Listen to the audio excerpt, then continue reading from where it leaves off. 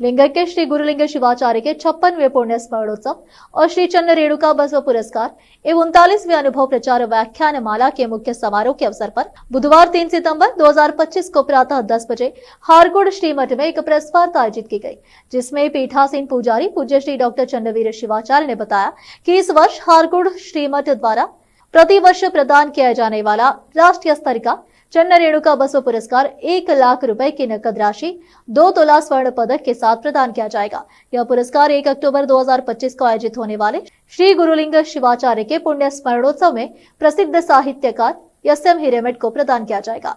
मल्लिनाथ हिरेमठ द्वारा स्वागत किया गया। हारगुड़ के पूज्य श्री डॉक्टर चन्नवीर शिवाचार्य ने भक्तों के लिए निमंत्रण पत्र जारी किया। मल्लिनाथ हिरेमठ, हारगुड़, सुरेश स्वामी, नागेश महाजन, नागण्णा पिराजे, सुरेश स्वामी आदि उपस्थित थे। बसव कल्याण से केपी न्यूज के संवाददाता समेश शाह की रिपोर्ट। देश विदेश और स्थानीय समाचारों के लिए चैनल को लाइक, शेयर और सब्सक्राइब करना ना भूलें।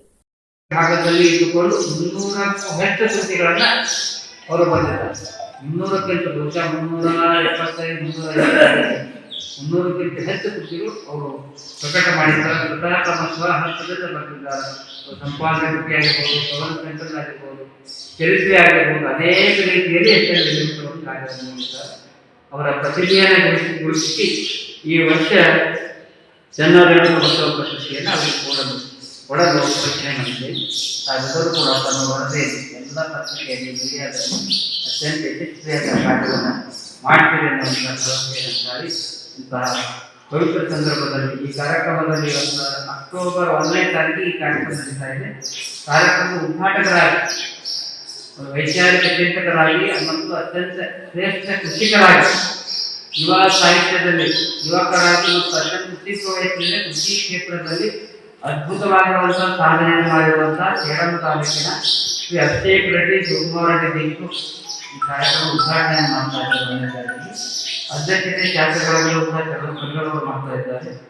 ಮತ್ತು ಗ್ರಂಥ ಬಿಡುಗಡೆ ಶಿಕ್ಷಣೇಯ ಸ್ವಾಮಿ ಕಮಲಿಪಟ್ಟು ವಿವೇಕರು ಜ್ಞಾನವಂತರಾಗಿರುವಂಥ ಕಮಲಿಪಟ್ಟು ಸ್ವಾಮಿ ಅವರು ಗ್ರಂಥ ಬಿಡುಗಡೆ ಮಾಡ್ತಾರೆ. 2 ಗ್ರಂಥಗಳು ಪ್ರಕಟ ಆಗಿದೆ, ಅವ್ರು ಬಿಡುಗಡೆ ಆಗ್ತವೆ. ಮೊದಲನೇ ಗ್ರಂಥ ಚೆನ್ನದೀಪ್ತಿಯನ್ನು ಸ್ವತಃ ನಾವೇ ರಚಿಸಿರುವಂತಹ, ನಾವು ಆಗಾಗ ಅಲ್ಲಲ್ಲಿ ಭಾಷಣ ಮಾಡಿರ್ತಕ್ಕಂಥ ಆಶೀರ್ವಚನವನ್ನು ಲೇಖನ ರೂಪದಲ್ಲಿ ಬರೆದು ಪುಸ್ತಕ ರೂಪದಲ್ಲಿ ಬರ್ತಾ ಇದೆ. ಚೆನ್ನದೀಪ್ತಿ ಆ ಗ್ರಂಥ ಬಿಡುಗಡೆ ಆಗ್ತಾ ಇದೆ. 2ನೇ ಗ್ರಂಥ ವೈವಿಧ್ಯ, ಅನೇಕ ವಿವಿಧ ರೀತಿಯ ಲೇಖನಗಳು, ಎಲ್ಲ ವಿಷಯಕ್ಕೆ ಸಂಬಂಧಪಟ್ಟಂಥ ಲೇಖನಗಳನ್ನು ಡಾಕ್ಟರ್ ಸಂಗಮೇಶ್ ಭಟ್ ಅವರು ಬರೆದಿದ್ದಾರೆ. ಆ ಮುಖ್ಯ ಹೆಸರು ವೈವಿಧ್ಯ.